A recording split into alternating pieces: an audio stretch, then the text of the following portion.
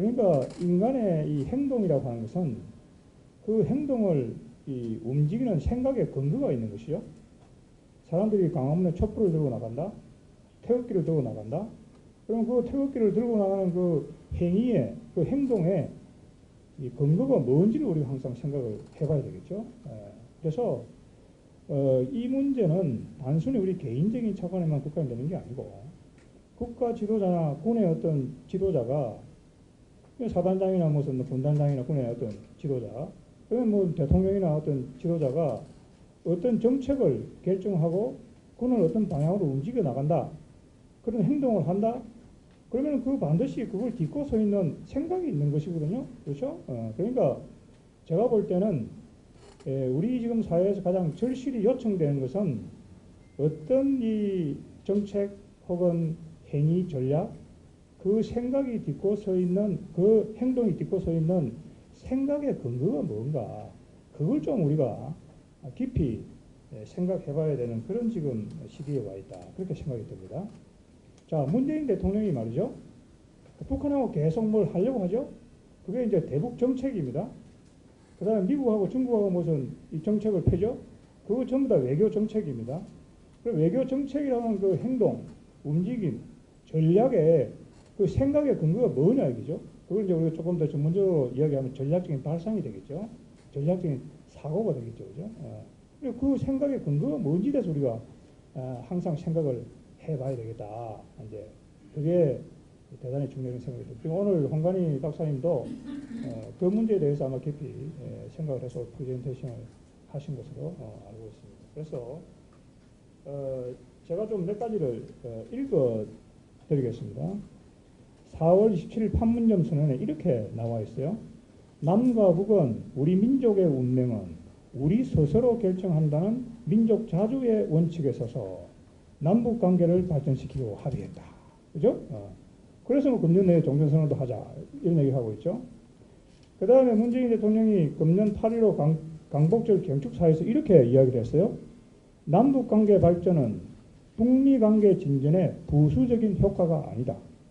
그렇죠? 그게 뭐냐면은 미국은 지금 문재인 대통령한테 하는 얘기가 이런 얘기거든요. 북핵 문제 진전 속도에 맞추어서 남북 관계 진전도 좀 보조를 맞추고 달라. 이렇게 지금 이야기를 하고 있는 거거든요. 근데 지금 이 판문점 선언이나 8.15 경축사를 보게 되면은 남북 관계 발전에 하는 것은 미북 관계 발전에 부수적인 효과가 아니다. 자, 미북 관계, 북미 관계가 발전을 하려고 하면은 여러분 어떻게 돼야 됩니까? 북핵 문제가 해결이 돼야 되는 거 아닙니까?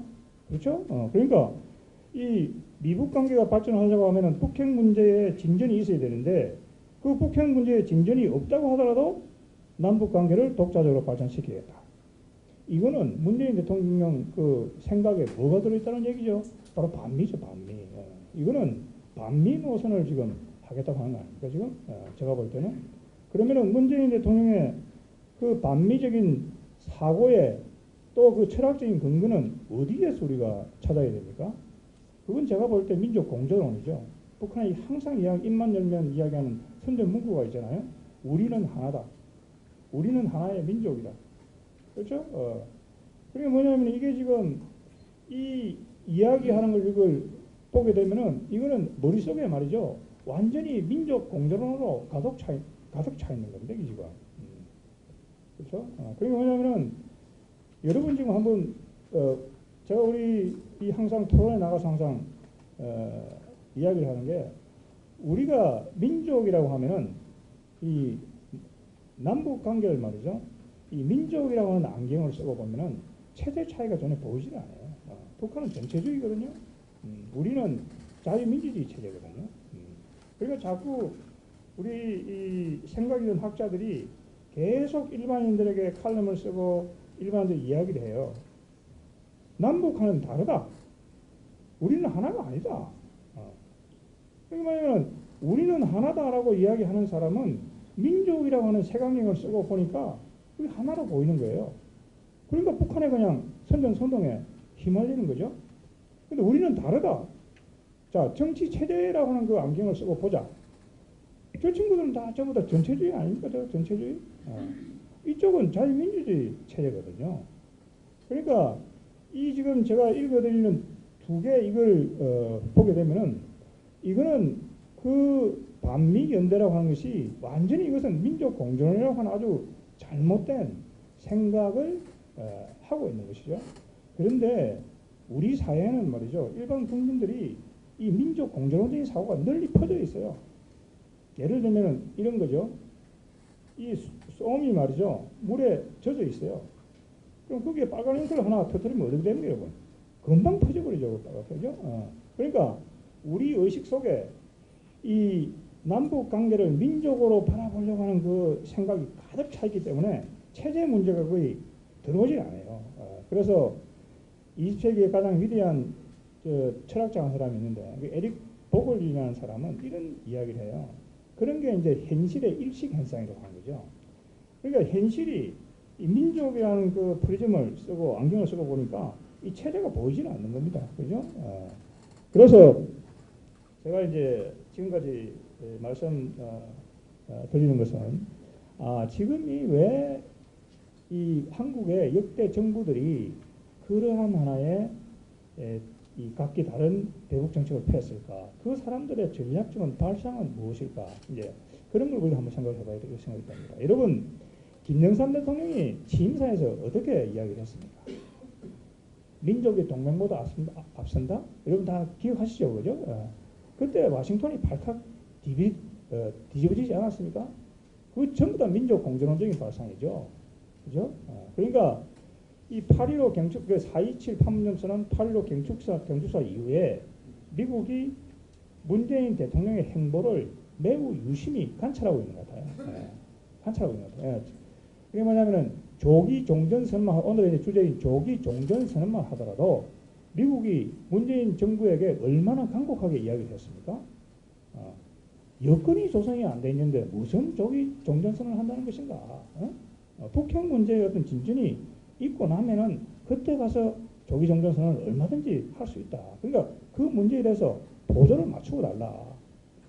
종전선언을 누가 제일 먼저 이야기했습니까? 오늘 홍관희 박사님 말씀, 북한이 먼저 이야기했습니다. 거기서 지금 한국 정부가 지금까지 거기에 맞장구를 친 적이 한 번도 없어요. 문재인 정부가 지금 맞장구를 치고 있죠. 근데 심지어 말이죠. 문재인 정부는 중국에까지 가가지고 같이 하자 그래요. 중국도 거기에 지지하고 나오는 거 아닙니까?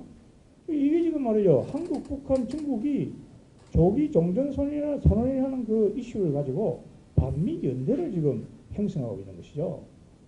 그러니까 이 8월 27일 날 예정돼 있던 폼페이오 국무장관의 방북을 트럼프 대통령이 왜 취소를 했습니까? 거기 두 가지, 트위터에 두 가지 이유를 들었습니다.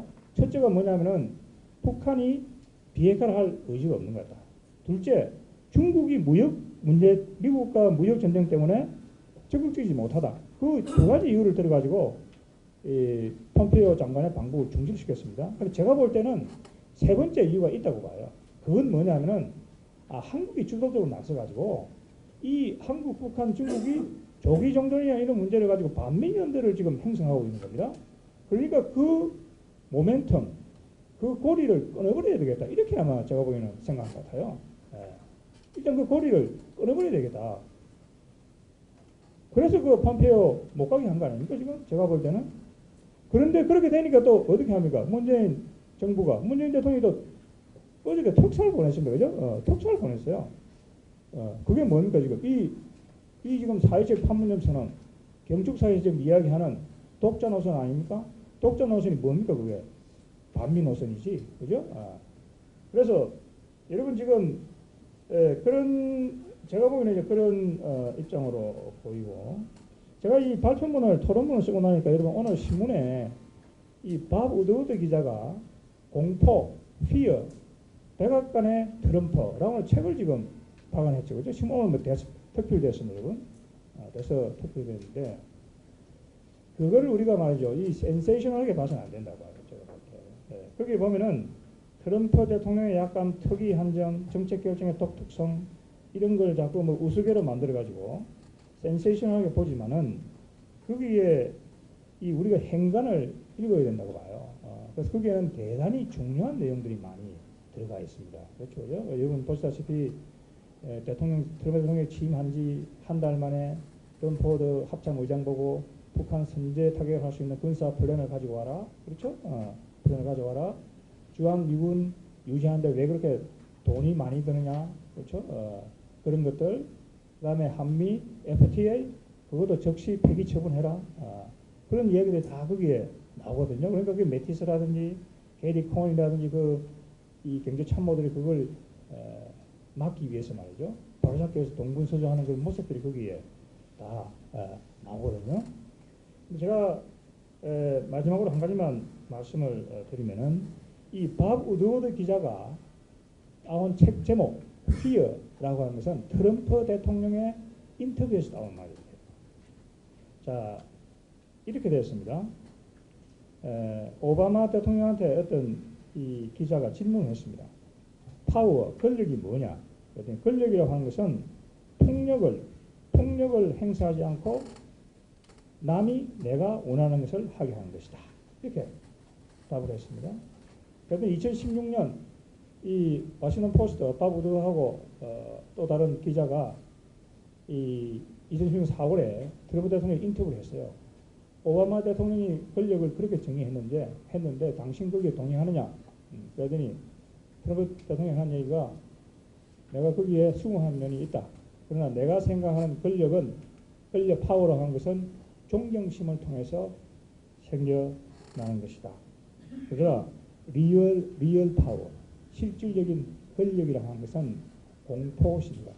fear라고 이렇게 얘기했습니다. 거기서 이제 제목을 따온 거거든요. 그래서 제가 볼 때 이 트럼프 대통령이 이 막강한 미국의 군사력과 경제력을 동원해가지고 이 공포의 화살을 겨눌 가능성이 굉장히 많아졌어요. 지금 그 공포의 화살을 중국에 겨누고 있죠. 무역전쟁을 통해서. 그리고 제가 보자면 11월 6일 미국 중간선거가 커다란 분기점이 될 것으로 보입니다.